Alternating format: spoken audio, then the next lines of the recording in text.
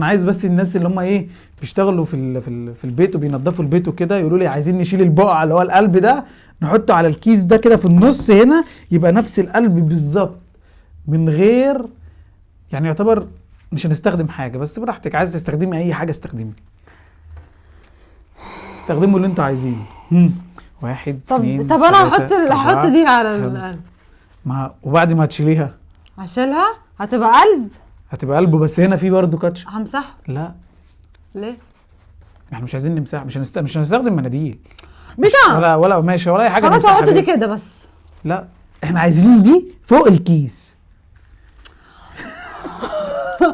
ايه ده؟ انا فكري. حاساه سهل قوي. ما هو سهل بس مش قوي. 500 جنيه، تخيل قدامك لا بقعه صعبه جدا. هتشيلها وتاخد 500 جنيه. ياه. لا طب ما على فكره اللي انا قلته صح. احنا عايزين نخلي هحط القلب. دي كده طب بصي،